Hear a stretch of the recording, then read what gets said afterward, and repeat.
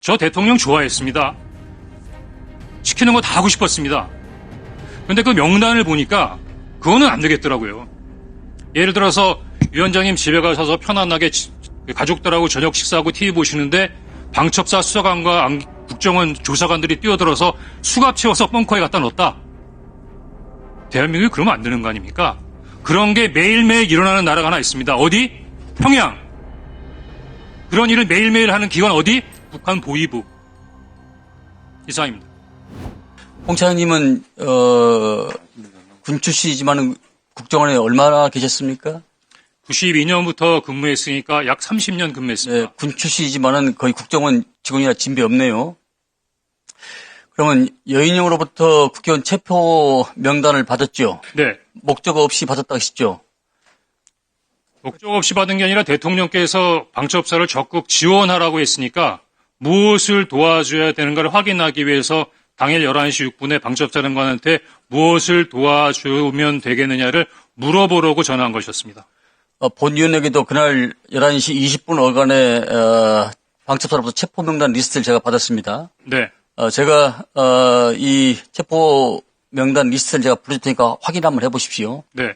우선 체포조, 체포 대상, 우원식, 이재명, 한동훈. 우선 체포 대상, 조국, 정청래, 양정철, 박찬대, 조혜주, 이하경, 양경수, 김호준, 김민웅, 김민석, 김명수. 기억과 일치합니까? 대부분 일치하는데 이경수라고 하셨습니까? 양경수. 양경수 맞습니다. 네. 이 윤석열의 국회의원 체포 지시를 조태용 원장에게 보고하거나 알린 바가 있었다고 하셨죠? 당시상황을 좀 설명드릴 수 되겠습니까? 설명해 주십시오. 예. 일단 오전에는 원장님께서 홍장원 차장으로부터 보고받은 적이 없다고 말씀하셨는데 오후에는 그래도 대통령으로부터 전화 받았다든가 방첩사를 지원하다든가 하는 부분에 대해서 보고를 받았다고 말씀해 주셔서 제가 조금 마음이 가볍습니다. 다행입니다. 그런데 보고를 할 때 방첩사를 지원하라고 합니다라고 얘기만 하고 딱 끊고 그 다음에 다른 얘기는 안 하나요?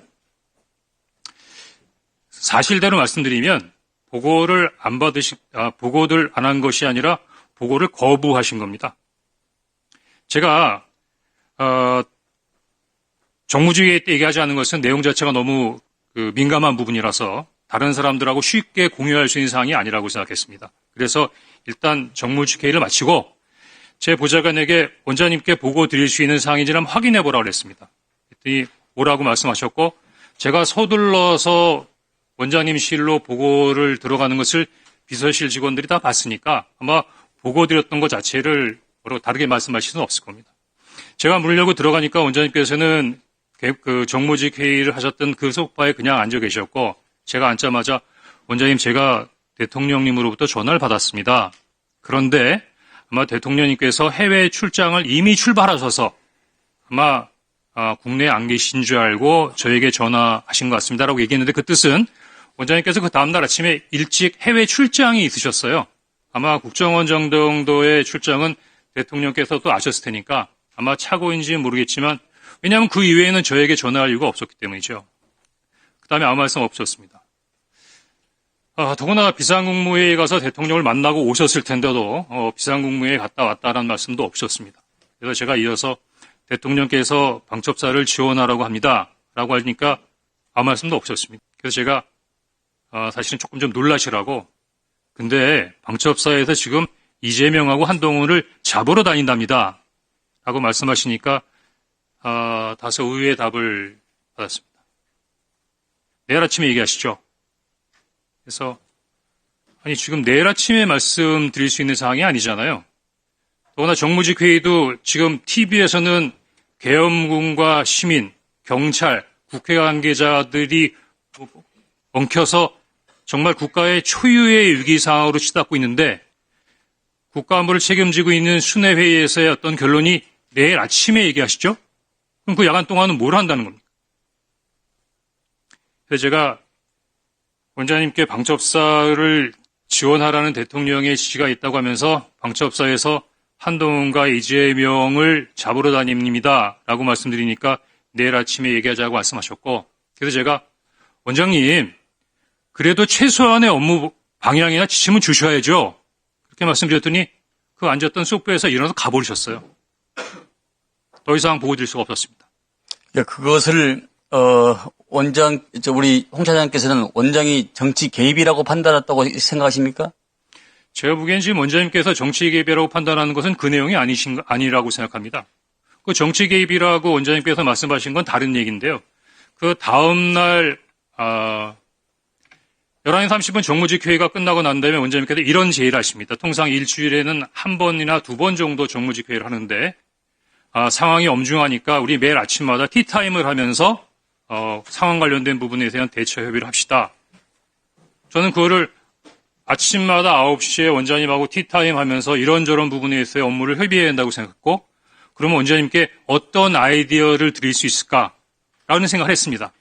그래서 5일날 오후 정도로 기억이 되는데, 그때 오전에 야당 대표께서 비상계엄에 군을 동원해서 도리어 북한의 군사위협이 더 가중되는 면이 있다라는 발표를 하시면서 조금 북한 군사에 대한 북한의 군사 위협에 대한 약간의 불안감을 느끼시는 말씀을 하셔서, 그래 맞다. 지금 비상계엄은 대통령께서 직접 하신 부분이니까 대통령실에서 할 수도 있는 부분도 아니고 국회도 이렇게 혼란스러운 상태에서 그냥 원장님께서 야당에다가 얘기해서 북한 관련된 부분, 한반도의 안보 상황 우리 국정원이 잘 관리하고 있습니다.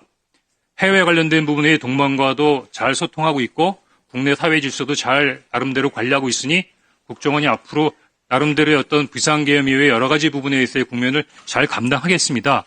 그렇게 전화 한 번 하는 게 없겠느냐고 브레인스톰 차원에서 그냥 건의드린 겁니다. 물론 이것 때문에 원장님이 저를 경질했다고 생각하지 않습니다. 계세요.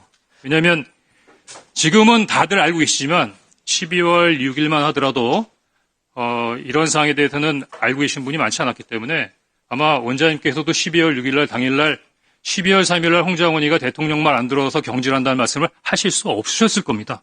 다만 거기에 대한 이유로 그 이야기를 하신 것 같고, 다만 제 입장에서는 대단히 억울하고 문제시되는 게 대부분 잘 자세히 보시지 않으면 잘 모르시겠지만 국정원법 11조에 보면 국정원 직원이 정치 중립을 위반하면 7년의 징역에 처할 수 있도록 되어 있습니다.